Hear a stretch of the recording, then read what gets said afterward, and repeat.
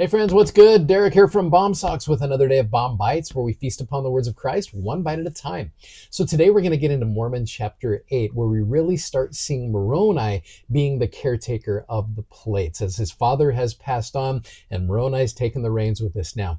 I love to think that Moroni got his name because Mormon had abridged all of the Book of Mormon together, and he got into Alma chapter 48, where he's going through these war chapters, which again, Mormon abridged all of this together. And he is the one who said in chapter 17 of 48, if all men had been, were, and ever would be like unto Moroni, the very foundations of hell would be shaken forever, and the devil would never have power over the hearts of the children of men.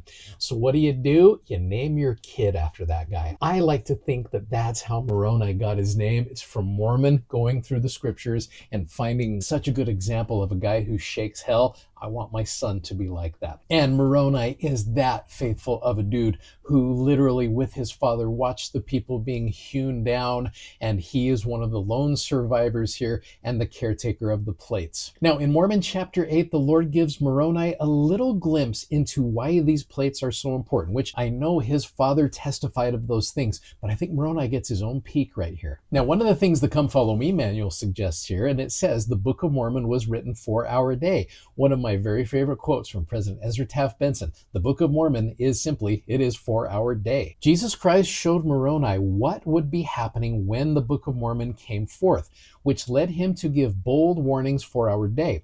As you read Mormon 8, 26 to 41 and chapter 9, verses 1 through 30, which we'll focus on those over the next couple days, ponder how his words might apply to you. For example, in these verses, Moroni asks 24 questions. The majority of them do come in chapter 9, but he asks some pretty powerful ones here in chapter 8.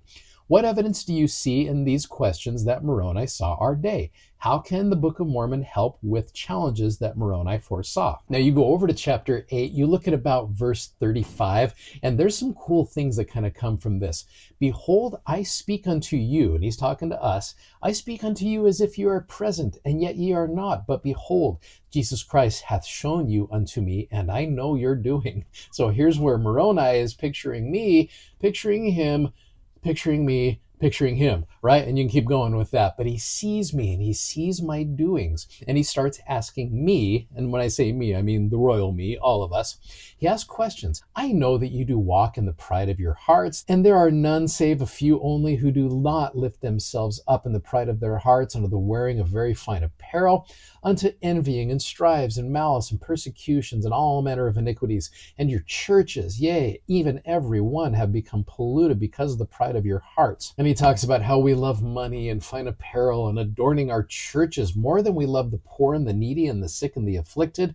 O ye pollutions, ye hypocrites, ye teachers, who sell yourselves for that which will canker, why have ye polluted the holy church of God? There's a question right there. You can kind of look at the question marks over these chapters. Why are ye ashamed to take upon you the name of Christ? Why do ye not think that greater is the value of endless happiness than the misery which never dies, because of the praise of the world? Why do ye adorn yourselves with that which hath no life, and yet ye suffer the hungry and the needy and the naked and the sick and the afflicted to pass by you, and notice them not? Why do you build up your secret combinations to get gain, and cause that the widows should mourn before the Lord, and the orphans to mourn before the Lord, and also the blood of their fathers and their husbands to cry unto the Lord from the ground for vengeance upon your heads? So again, some of these questions are very specific. I think some of them are a little bit more relatable than others.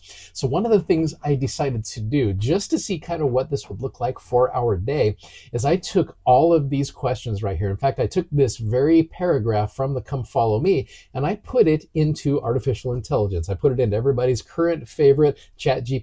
So as you can see what I did right here, here was my prompt. I just put exactly what the Come Follow Me manual said.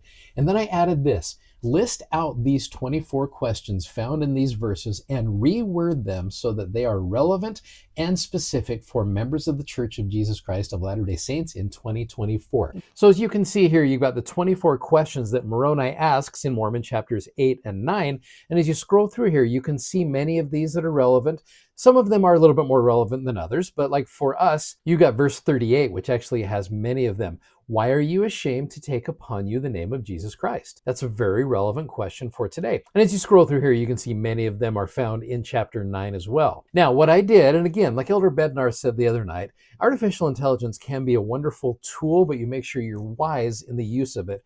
But what I did is I plugged these questions in. Here are the updated questions now for members of the Church of Jesus Christ of Latter-day Saints in 2024. For example, the one we just addressed in verse 38, why are you embarrassed to openly declare that you are a follower of Jesus Christ? That's a very relevant question for today. You go all the way down to a couple more of these. If God did miracles in the past, why wouldn't he still do them now if he doesn't change? So as you can see, there's some great questions for you and I today. Now, I took it a step further and I asked ChatGPT to reword these questions for high school seminary students. So those of you who either are a seminary student or if you're working with teenagers, these could be some valuable questions that you could pull up. For example, why are you embarrassed to openly say that you're a follower of Jesus Christ? That's a very valid question. Do you realize that God doesn't change even if the world's values do? It's a great question. And again, this same concept with the others. If God did miracles in the past, why wouldn't he still do them now if he doesn't change? So as you can see here, you're using artificial intelligence as a wonderful resource to be able to help you look at these in more of a relevant way. And again, be wise with it, but I think you could see some value here. So that's something I think that you can do, and you can even reword them on your own. Just using artificial intelligence is one example, but your intelligence can also come up with some amazing things as well as you take these questions and really apply them to where we are at. You're going from them, there, then to a me, here, now type of principle. And I think as you go through these chapters, you're going to see a lot of value to them. In fact, we will talk more about the value in these questions tomorrow. Thank you so much for watching. Thanks for subscribing and thanks for sharing these messages. As always, we're so grateful that you do that. If you like what you see, please click the like button and you got to go check out our amazingly comfortable gospel themed socks at bombsocks.com. Godspeed, and we will see you tomorrow. Take care, my friends. Bye-bye.